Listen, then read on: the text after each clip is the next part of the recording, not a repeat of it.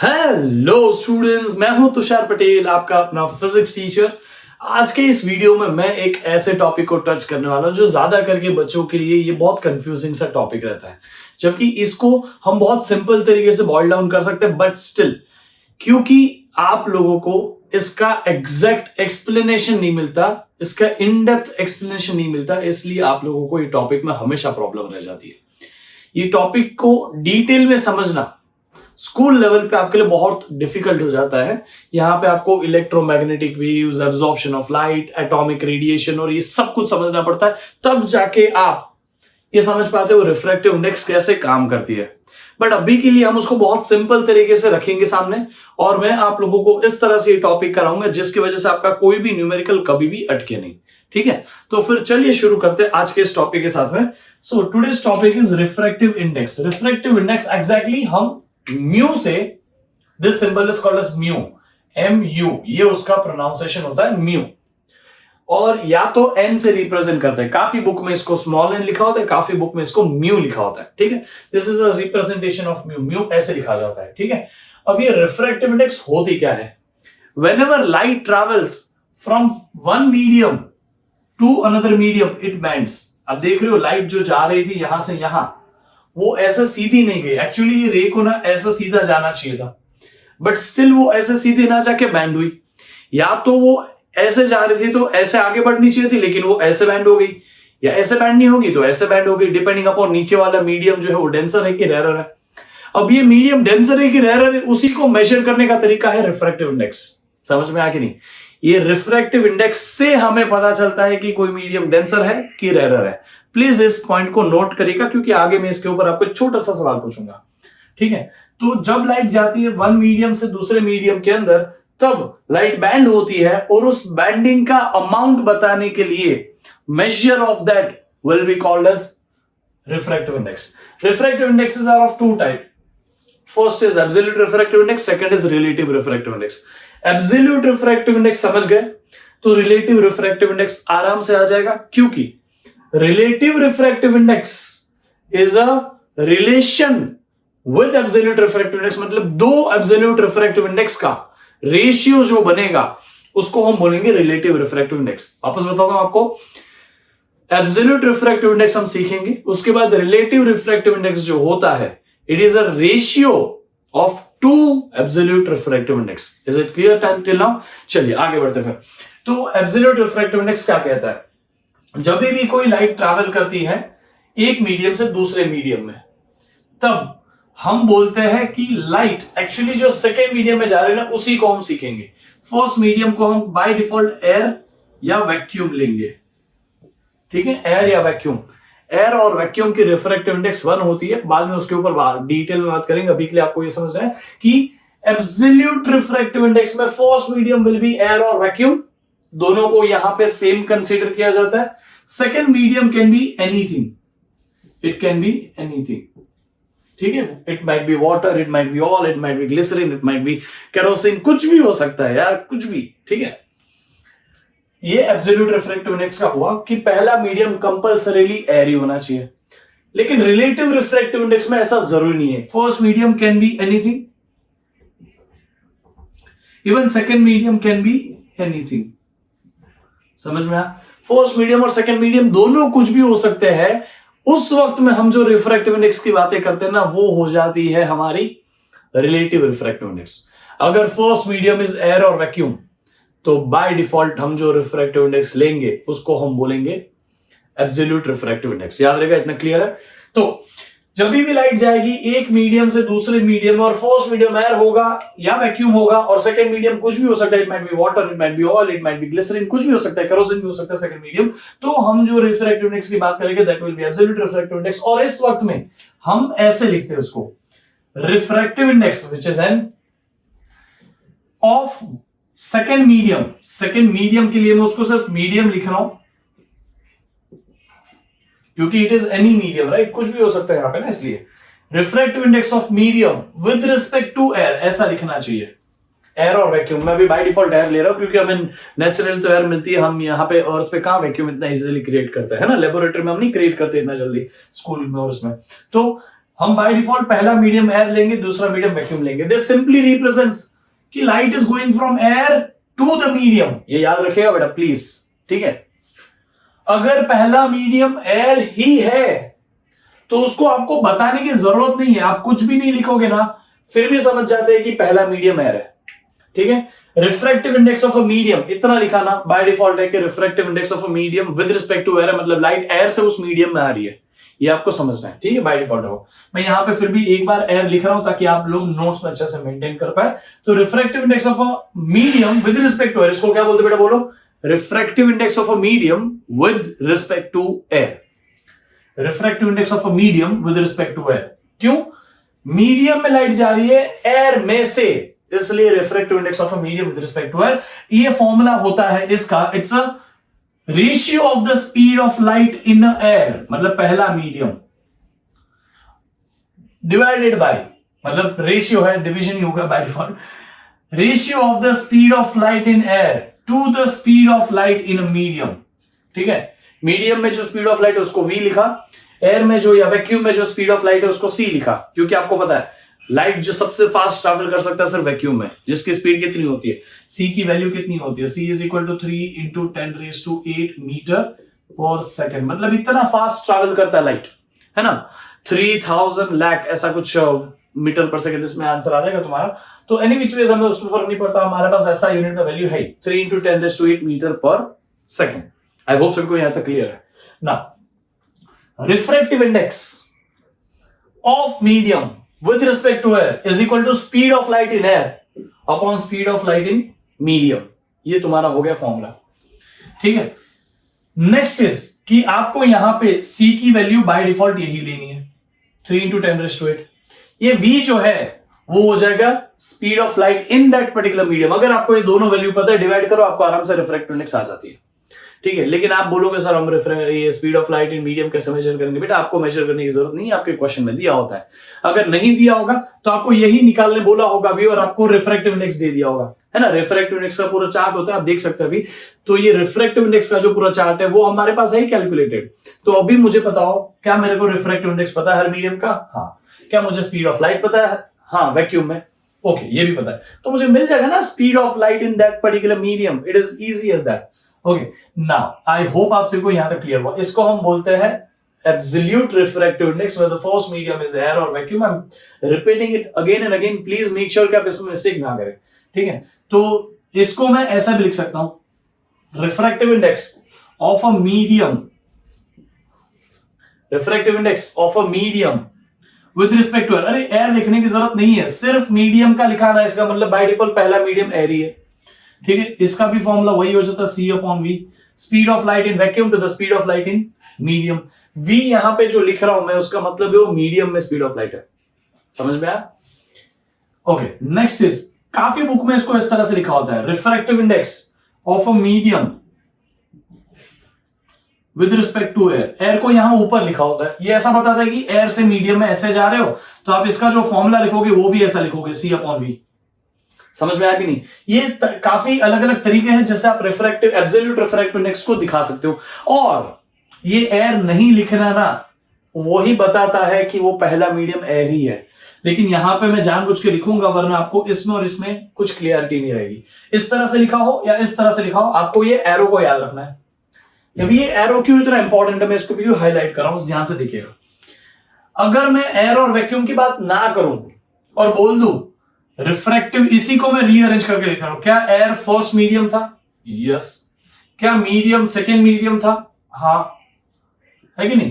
तो क्या मैं यहां पे लिख सकता हूं रिफ्रैक्टिव इंडेक्स, म्यू लिखो या एन लिखो, फर्क नहीं पड़ता, एन ऑफ एयर मतलब 1, ऑफ मीडियम मतलब 2, इतना समझा बेटा, is equal to speed of light in air. Speed of light in air c है ना, उसको मैं लिखूंगा c। एक्चुअली मैं उसको लिखूंगा c1, अगर मैं सिंबल c1 रख सकता हूं, क्योंकि मेरे पास यहां पे देखो मीडियम में है वो लाइट का speed. Okay, next, second medium का स्पीड है ना ये बेटा, सेकेंड मीडियम के अंदर लाइट का स्पीड, उसको मैं c2 लिख लेता हूं। इससे मुझे क्या पता चलता है? Refractive index of second medium with respect to first medium, speed of light in first medium to the speed of light in second medium. I hope आपको समझा कि अगर आप यहां से ऐसे 1 to 2 जा रहे हैं तो स्पीड भी ऐसा 1 to 2 लेना पड़ेगा।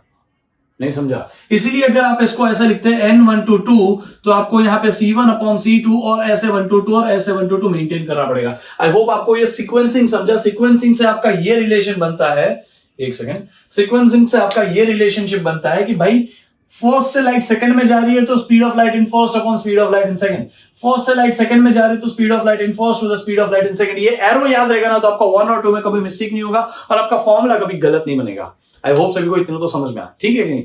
चलिए आगे बढ़ते हैं थोड़ा। ये थोड़ा और डिटेल में आएगा जब हम यहां पे आ जाएंगे, लेकिन यहां पे आप देखोगे first medium is by default air, इसलिए उसको सी रखा। Second medium is any medium तो उसको C2 की जगह V लिख लिया। फर्स्ट मीडियम इज एयर इसलिए C रखा। सेकेंड मीडियम इज V इसलिए V लिख लिया। तो speed of light in first medium ही है अभी भी, speed of light in second medium ही है। मैं सिर्फ आप लोगों को रिप्रेजेंट करा था कि वो कैसे होता है, क्योंकि जितना मैं आप लोगों को अभी डिटेल्स दे सकता हूं उसकी वजह से आपका आगे का इजी होता जाएगा। चलिए आगे बढ़ते हैं। तो आई होप सभी को एब्सोल्यूट रिफ्रैक्टिव इंडेक्स के बारे में समझ में आया। मुझे आगे बढ़ने से पहले छोटी सी बात बता दो, इसका यूनिट क्या होगा? यूनिट बताइए बेटा। यूनिट का मतलब क्या होता है कि हम जैसे मास को मेजर करते हैं केजी में, टाइम को मेजर करते हैं सेकंड में, वेट को मेजर करते हैं न्यूटन में, इसी तरह से refractive index is the speed of light in air upon speed of light in a medium. Speed of light upon speed of light, speed upon speed, speed का unit metre पर second, नीचे वाले का unit metre पर second, ऊपर metre पर second, नीचे metre पर सेकंड, तो मतलब 9 मीटर पर सेकंड। अरे यार तो इसका कोई यूनिट ही नहीं है, यूनिट लेस क्वांटिटी है ये, याद रखेगा बेटा, इसका कोई यूनिट नहीं, it's a ratio. Refractive index is a ratio, that's why it does not have any unit. ठीक है, it does not have any unit because it's a ratio. समझ में आ सबको ये? भाई ऊपर भी स्पीड नीचे भी स्पीड, दोनों speed, speed speed no speed, इसका मतलब ये रेशियो आ जाता है। समझ में आ गया नहीं? तो रेशियो का कोई यूनिट होता नहीं है, इट इज यूनिटलेस क्वांटिटी। आपको पूछा जाए तो प्लीज ध्यान रखिएगा इसको। अभी हम बढ़ते हैं कुछ एग्जांपल की तरफ एब्सोल्यूट रिफ्रैक्टिव इंडेक्स के। Light is travelling from air to the water, air is definitely a rare medium, water is definitely a denser medium. आपको ये तो पता ही है, ठीक है? आई होप सभी को इतना पता है। चलिए, तो एयर से जा रही है वाटर में, refractive index of water with respect to air, air नहीं लिखूंगा तो चलेगा क्या? हाँ, नहीं लिखेंगे तो चलेगा, कोई प्रॉब्लम नहीं है।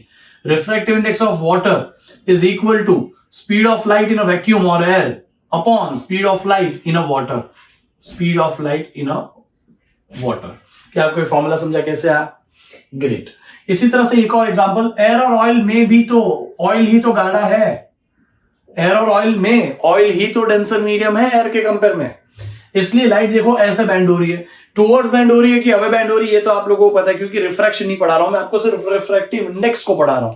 तो यहां पे आता है कि एयर और ऑयल में ऑयल डेंसर है, refractive index of oil with respect to air, क्या ये एयर नहीं लिखो तो चलेगा? हाँ चलेगा, एयर हटा दिया। Refractive index of oil is equal to speed of light, क्या आएगा बेटा बोलो? Speed of light in air upon speed of light in oil. मैं यहां पे सी के बाजू में एयर, सी के बाजू में एयर क्यों नहीं लिख रहा हूं? क्योंकि बाय डिफॉल्ट है, मैंने सी ना सिर्फ उसी को दिया है जिसमें एयर की स्पीड या वैक्यूम की स्पीड ली जाए।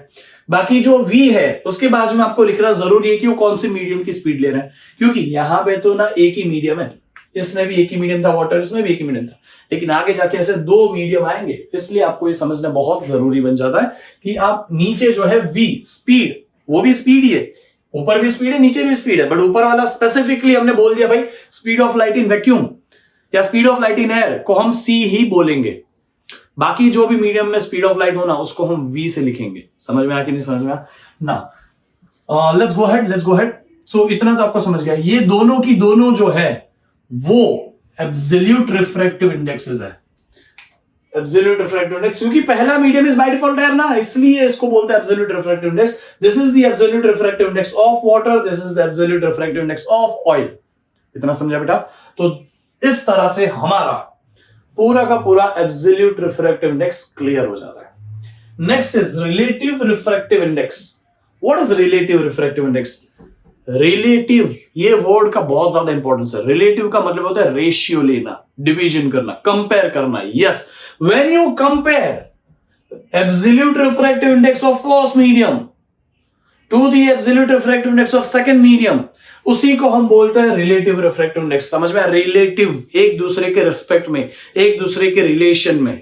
समझ में आया? तो रिलेटिव रिफ्रैक्टिव इंडेक्स जो होता है, it is a ratio of two refractive index. अगर यहां पे लाइट जाती है फर्स्ट में से सेकंड में, ठीक है, light is going from first में से सेकंड, तो यहां पे मुझे लिखना चाहिए रिफ्रैक्टिव इंडेक्स कौन से मीडियम में जा रही है, सेकंड मीडियम में। तो देखो ना भाई, लाइट जिस मीडियम में जाती है ना, उसका रिफ्रैक्टिव इंडेक्स निकाला जाता है। यहां पे सेकंड में जा रही थी तो उसका रिफ्रैक्टिव इंडेक्स निकाला गया, यहां पे भी सेकंड में जा रही है तो उसी का रिफ्रैक्टिव इंडेक्स निकालेंगे, इसलिए मैंने 2 लिखा। कौन से मीडियम से आ रही है? फर्स्ट मीडियम से। फर्स्ट मीडियम भी कुछ भी हो सकता है, सेकंड मीडियम भी कुछ भी हो सकता है, इसलिए भी नंबर दिख रहा हूं। आगे जाके अगर मैं एग्जांपल लेता हूं ऑयल और वाटर, तो second medium is water, first medium is oil, तो हम लिखेंगे refractive index of water with respect to oil. नहीं समझा? समझ में आया कि नहीं? इस तरह से होता है refractive index of water with respect to oil, ऐसा लिखा जाता है क्योंकि first medium is oil, first medium is oil, second medium is water, second medium is water, इस तरह से आएगा। अभी के लिए मैं नंबर से रिप्रेजेंट कर रहा हूं, ठीक है बेटा? चलो आगे बढ़ते हैं। तो refractive index of second medium with respect to first medium is equal to speed of light in first medium. मैंने आपको बताया था इधर v1 upon c1 upon c2 था, v1 अपॉन v2 लिख सकते हैं, तो v1 अपॉन v2 लिखेंगे। यहां पे मैं c को क्यों नहीं ला रहा हूं? मैंने आपको अभी थोड़ी देर पहले बताया कि c सिर्फ और सिर्फ कौन से मीडियम के लिए होता है? एयर या वैक्यूम के लिए। यस, इसलिए यहां पे हमारे पास ना तो ये एयर है ना तो ये एयर है, दोनों कुछ रैंडम मीडियम है। कोई ऑयल हो सकता है, कोई वाटर हो सकता है, कोई केरोसिन हो सकता है, कोई ग्लिसरीन हो सकता है, कुछ भी हो सकता है, इसलिए मैं v यूज कर रहा हूं। तो यहां पे मैंने आपको ये फॉर्मूला इधर समझा था, वापस इधर रिफ्लेक्ट हुआ, तो आपको इजी पड़ा ना ये फॉर्मूला। अब देखिए, लाइट जा रही है फर्स्ट से सेकंड में, ठीक है, यहां पे फर्स्ट टू सेकंड ऐसा, ठीक है, यहां तक तो आपको समझ गया क्योंकि ये फॉर्मूला हमने यहां पे पढ़ा था। लेकिन मैं आपको इस तरह से सिखाने से अच्छा एक और तरीका उसके तरफ से सिखाता हूं, देखिएगा बेटा ध्यान से। अगर मैं यहां पे लिखूं refractive index of second medium with respect to first medium, please इसको बोलो वापस, it is what? Refractive, actually it is relative refractive index, ठीक है बेटा, it is what? Relative refractive index of second medium with respect to, या तो with respect to first medium. Second medium का relative refractive index है with respect to first medium, तो ये बनता है, वापस देखिएगा, refractive index of absolute refractive index of second medium upon absolute refractive index of first medium. दो medium का रिलेशन बताता है, दोनों मीडियम के एब्सोल्यूट रिफ्रैक्टिव इंडेक्स का रेशियो, ठीक है। इसको वापस एक बार देखते बेटा, यहां पे देखिए, relative refractive index of second medium with respect to first medium is absolute refractive index of second medium upon absolute refractive index of first medium। नहीं समझे? याद रहेगा कि नहीं? सेकेंड मीडियम का absolute refractive index upon first medium का absolute refractive index, दोनों का रेशियो करोगे तो आपका आ जाएगा रिलेटिव रिफ्रैक्टिव इंडेक्स, क्योंकि मैंने आपको पढ़ाते वक्त ही बताया कि relative refractive index is a ratio of the second refractive index, second medium का रिफ्रैक्टिव इंडेक्स अपॉन, मतलब अपॉन ही होगा, रेशियो है तो फर्स्ट मीडियम का एब्सोल्यूट रिफ्रैक्टिव इंडेक्स। समझ में आ गया नहीं आया? ठीक है, तो ये जो है रिलेटिव रिफ्रैक्टिव इंडेक्स है सेकेंड मीडियम का with respect to first medium, तो सेकेंड मीडियम का refractive index with respect to first medium का रिफ्रैक्टिव इंडेक्स। समझ में आया कि नहीं? तो 2 का 1 के कंपेयर में 2 का रिफ्रैक्टिव इंडेक्स अपॉन 1 का रिफ्रैक्टिव इंडेक्स। अभी आप थोड़ा सा डिटेल्स देखें, अगर मैं यहां पे लिखता n1 to 2, ठीक है, लेकिन यहां पे ना n1 लिखता, 1 क्यों? क्योंकि पहला मीडियम बाय डिफॉल्ट एयर है, तो क्या मुझे यहां पे लिखना पड़ता c अपॉन v1। इसी तरह मैं n2 लिखता, क्योंकि बाय डिफॉल्ट उसका पहला मीडियम जो होगा वो तो एयर ही होगा, इसलिए। बट ये सेकेंड मीडियम को मैंने 1 नंबर दिया है, ये सेकेंड मीडियम को मैंने 1 नंबर दिया है, सॉरी 2 नंबर दिया है यहां पे, तो ये आ जाएगा c अपॉन v2। आप देख रहे हो refractive index of first medium, absolute refractive index of first medium, यहां पे फर्स्ट मीडियम कुछ भी हो सकता है ना, oil is a first medium for this, तो वो मीडियम का एब्सोल्यूट रिफ्रैक्टिव इंडेक्स ये होगा। Water is a yes, water is a second medium for this, और सेकेंड मीडियम का एयर के रिस्पेक्ट में, तो C अपॉन V2 आ जाएगा। तो अगर मैं यहां पे ये दोनों इक्वेशंस को रख दू, N2 क्या है, C upon V2 upon N1 क्या है, C अपॉन V1। आप देखो ध्यान से बेटा, तो C no C, what it gives you is V1 जाएगा न्यूमरेटर में, क्योंकि न्यूमरेटर डिनोमिनेटर का denominator, that's why it will go into numerator and it will give you formula as V1 upon V2, है कि नहीं, V1 अपॉन V2। तो यहीं से आपका फॉर्मूला बना था N1 to 2 समझ में आया ये कैसे आया था, समझ में आ गई नहीं बेटा, 1 to 2 आप ऐसे जा रहे हो, फॉर्मूला बना ऐसे, ये फॉर्मूला जो है वो इधर से डिराइव हुआ है, समझे कि नहीं समझे, पक्का। इसको एग्जांपल से समझेंगे ना और इजी बनेगा।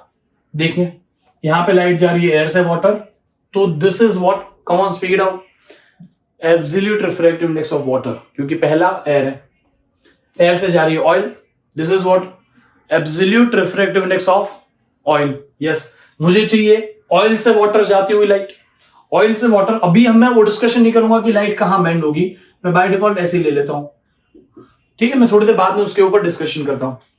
तो ऑयल से वाटर जब लाइट जाती है तो मुझे रिफ्रैक्टिव इंडेक्स चाहिए वाटर का with respect to oil, this is called as relative refractive index of water with respect to oil.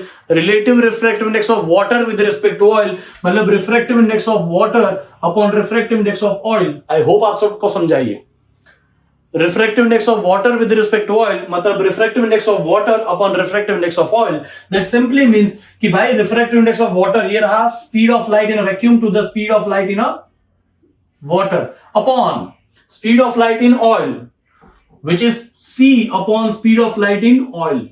मैंने ये फॉर्मूले को सब्स्टिट्यूट किया यहां पर, ये फॉर्मूले को सब्स्टिट्यूट किया यहां पर, मुझे ये मिल गया। अगर आप ध्यान से देखोगे C again no C, C gets cancelled, आपको जो मिलता है ये देखिए C और C गेट्स कैंसल।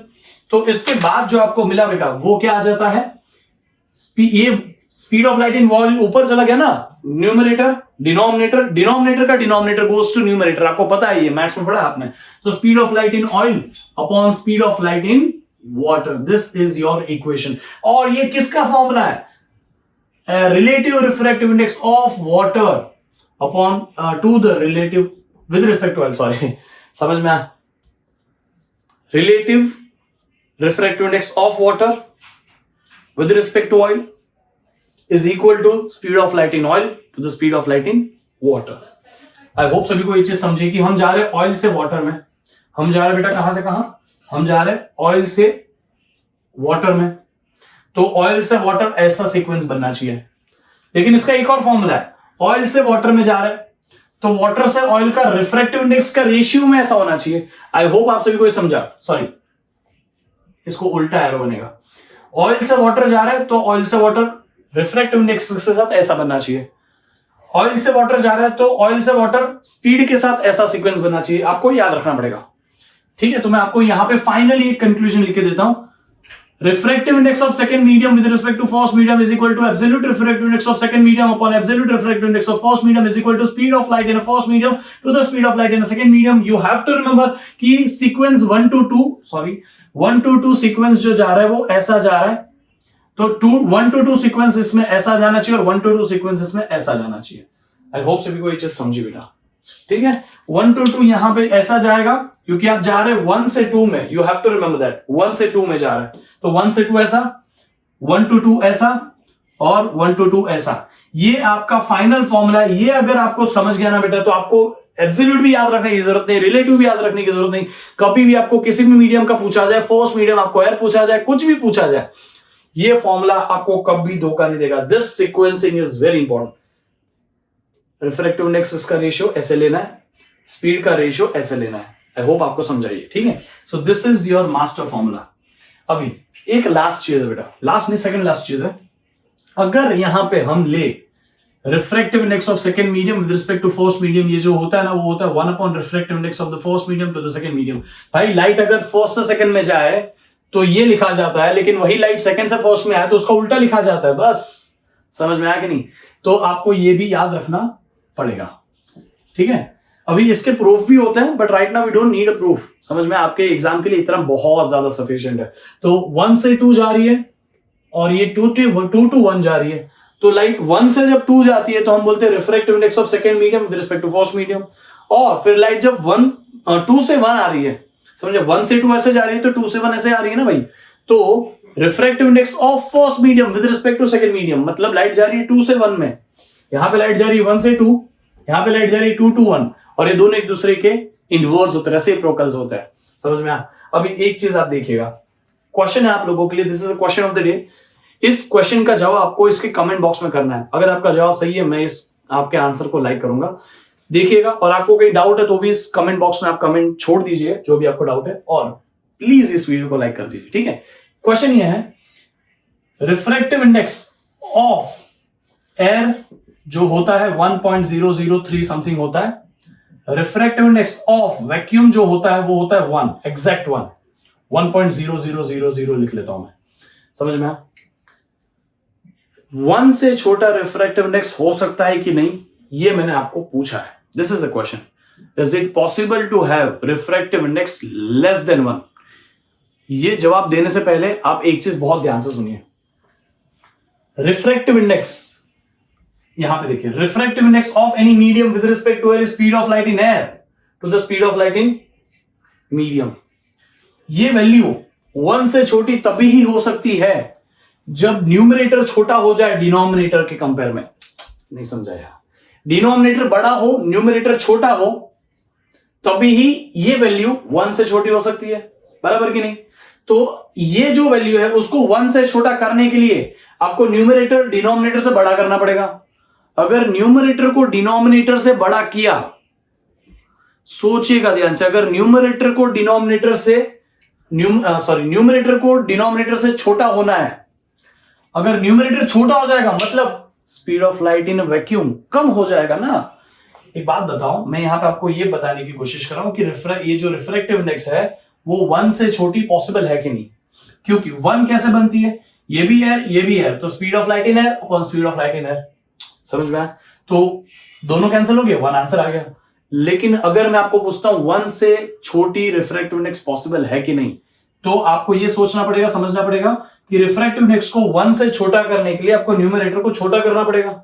अगर आपको न्यूमरेटर को छोटा करना पड़ेगा, मतलब आप ऐसा बोल रहे हो कि कोई तो ऐसा मीडियम है जहां पे स्पीड ऑफ लाइट वैक्यूम से भी फास्ट जा रही है। क्या ऐसा पॉसिबल है क्या? नहीं, वैक्यूम में जो स्पीड ऑफ लाइट है वो है 3 × 10⁸, उससे फास्ट कुछ नहीं जा सकता। Light itself can not travel faster than that. So speed of light की वैल्यू सी से बड़ी नहीं हो सकती, ये मैंने आपको बताया। फिर भी आपको सोच के ये बताना है कि क्या रिफ्रैक्टिव इंडेक्स 1 से छोटा हो सकता है कि नहीं हो सकता, ठीक है? सोच के बताइएगा।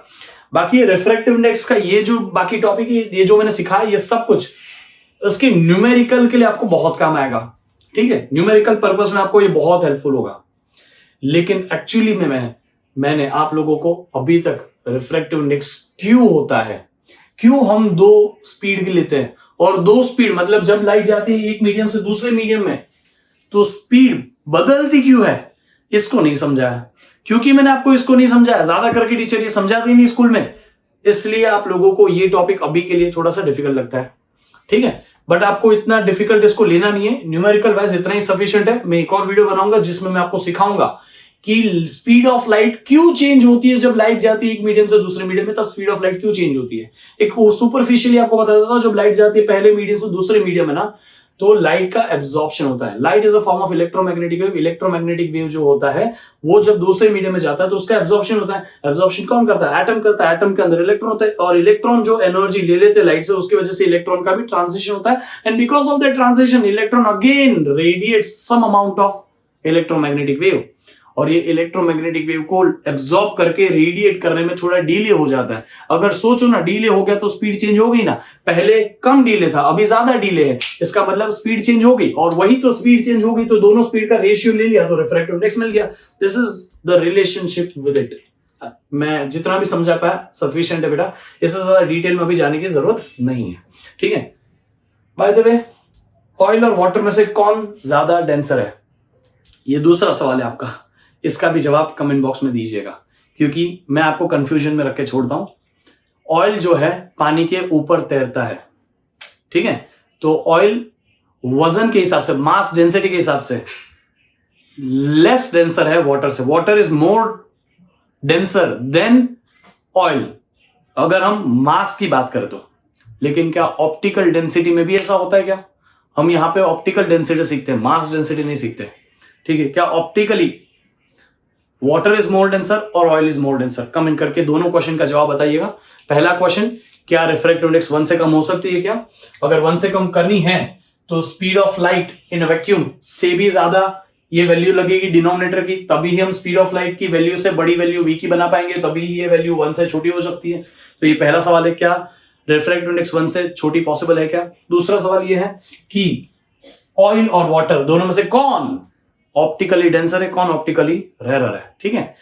आई होप आपको ये वीडियो अच्छा लगा। प्लीज इस वीडियो को लाइक करें, अपने सारे ग्रुप में, अपने सारे टेलीग्राम चैनल्स पे, जो भी ग्रुप में आप हैं, जिस भी टीचर के, उनके ग्रुप में इसको शेयर करें। इस वीडियो को कमेंट करके आप बताएं कि आपको ये वीडियो कैसा लगा और आपको कौन सा टॉपिक अगला सीखना है, इसको भी कमेंट करके बता सकते हैं। वहां पे मैं आप लोगों से डायरेक्टली इंटरेक्ट कर सकता हूँ। Thank you everyone, love you all, bye bye, see you, take care.